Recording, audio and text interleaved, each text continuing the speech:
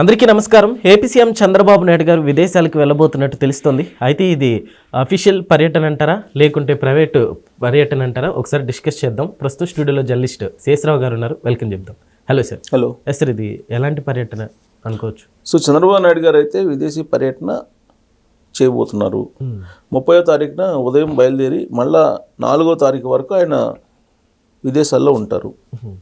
ఇది టెంటేటివ్గా మనకు వచ్చినటువంటి ఇన్ఫర్మేషను. షెడ్యూల్ ఎక్కడెక్కడికి వెళ్తున్నారు, ఏ దేశానికి వెళ్తున్నారు, ఏ దేశంలో ఎక్కడ స్టే అవుతారు, ఎందుకు అనేది ఎక్కడ అఫీషియల్గా రాలేదు. కాబట్టి ఇది ప్యూర్గా వాళ్ళ వ్యక్తిగతమైనటువంటి పర్యటన కిందే భావించాలి. ఓకే. ఎందుకు చెప్తున్నానంటే వ్యక్తిగత పర్యటన అని సహజంగా చంద్రబాబు నాయుడు గారు గత కొన్ని సంవత్సరాల నుంచి ప్రతి సంవత్సరం 2 సార్లు 1 సారి విదేశీ టూర్లు పెట్టుకుంటున్నారు కుటుంబ సమేతంగా.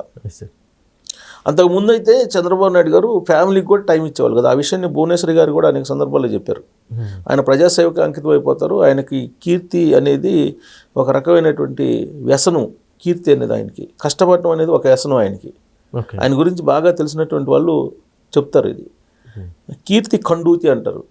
ఆయనకి ప్రజలకి బాగా సేవ చేసి ఏదో సాధించాలి, వాళ్ళలో మన్ననలు పొందాలి, వాళ్ళ ఆశీస్సులు పొందాలి, వాళ్ళలో ఆనందం చూడాలి, ఇలాంటివన్నీ ఆయనకి ఉంటాయి అనేది ఆయన గురించి బాగా తెలిసినటువంటి వాళ్ళు చెప్పేటమాట. అందుకే ఆయన కుటుంబానికి టైం ఇచ్చేవాళ్ళు కాదు.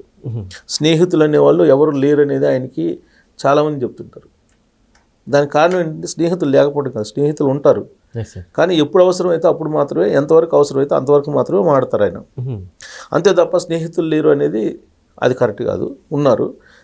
కాకపోతే ఆత్మీయ స్నేహితులు అనేవాళ్ళు ఆయనకు ఉండరు అని అంటారు.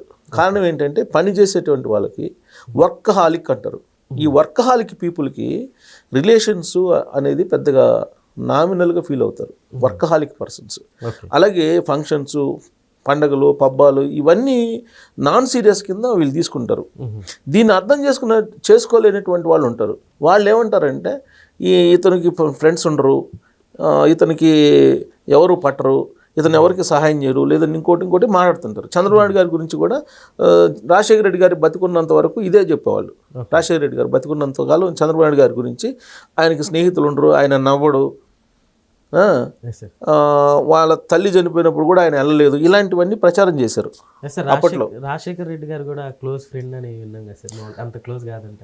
క్లోజే, వాళ్ళిద్దరు క్లోజ్ అనే సంగతి అందరికీ తెలుసు.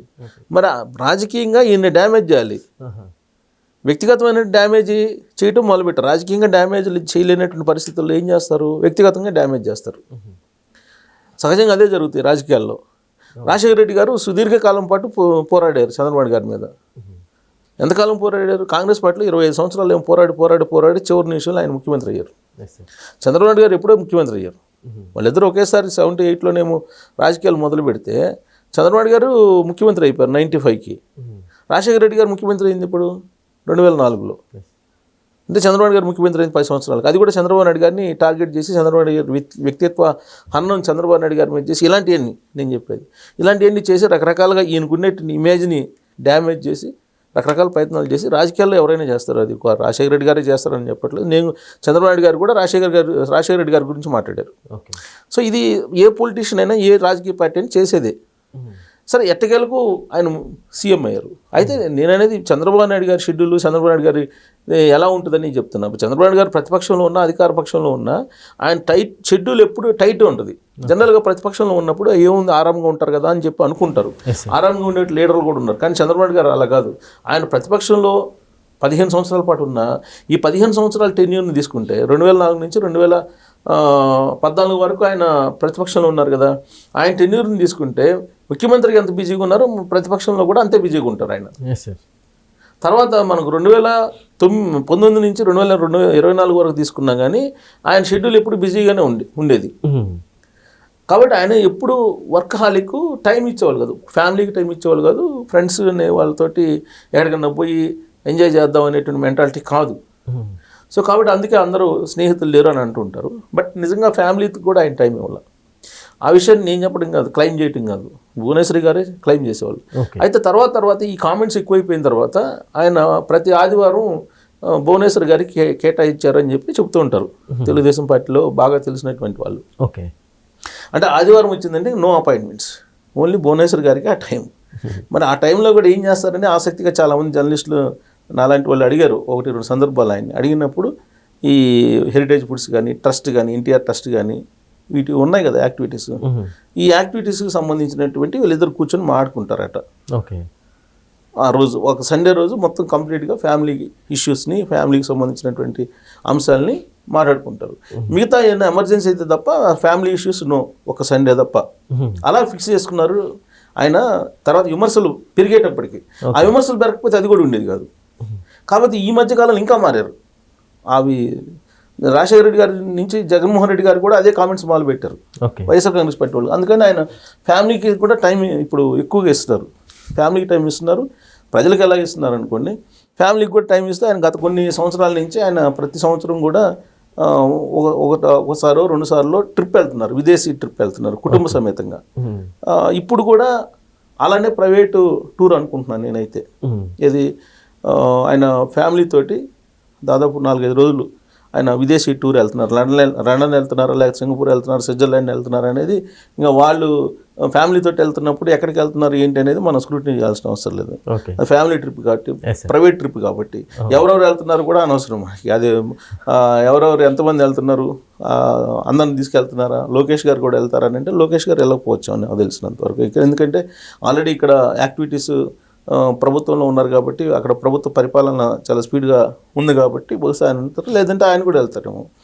అయితే ఇప్పుడు కుటుంబ సమేతంగా వెళ్తే అందరు ట్రిప్ ఉంటుంది, జనరల్గా అందరు కలిసి వెళ్తారు. ఓకే. ప్రతిపక్షంలో ఉన్నప్పుడు అందరు కలిసి వెళ్ళిన సందర్భాలు ఉన్నాయి. ఇప్పుడు అధికారంలోకి వచ్చిన తర్వాత అందరు కలిసి వెళ్ళిన, నాకు లాస్ట్ ఇయర్ అందరు కలిసి వెళ్ళారు అనుకుంటున్నాను, నాకు గుర్తు నాకు. సో ఇప్పుడు కూడా అందరు కలిసి వెళ్తారేమో. అయితే అఫీషియల్గా మనకు వచ్చింది ఒక చంద్రబాబు నాయుడు గారు ఫ్యామిలీ అన్నారు. చంద్రబాబు నాయుడు గారు ఫ్యామిలీ అంటే లోకేష్ గారు, అలాగే బ్రాహ్మణి, దేవాంశు వీళ్ళు ఉంటారు కదా. ఫ్యామిలీ అంటే అందరూ మెంబర్సే, మరి ఫ్యామిలీ అంటే అందరూ కలిసి వెళ్తారేమో. సో ఇది ప్యూర్గా ప్రైవేట్ ట్రిప్. 4వ తారీఖు మళ్ళీ తిరిగి వస్తారు. ఇవాళ అయోధ్య వెళ్ళారు. ఇవాళ మార్నింగ్ అయోధ్య వెళ్ళారు. అయోధ్య వెళ్ళి అయోధ్యలో రామాలయంలో దర్శనం చేసుకుని అక్కడ ప్రత్యేక పూజలు నిర్వహించి సాయంత్రానికి అమరావతి వస్తారు. అక్కడి నుంచి హైదరాబాద్ నుంచి విదేశీ ట్రిప్ వెళ్తున్నారు. సో 4వ తారీఖు మళ్ళీ తిరిగి ఆయన వస్తారు అమరావతికి. అయితే ఈ ట్రిప్ గమనించిన తర్వాత సహజంగా ఎప్పుడు వచ్చేటువంటి లాస్ట్ టైం కూడా ఈ ట్రిప్ అప్పుడే వచ్చింది.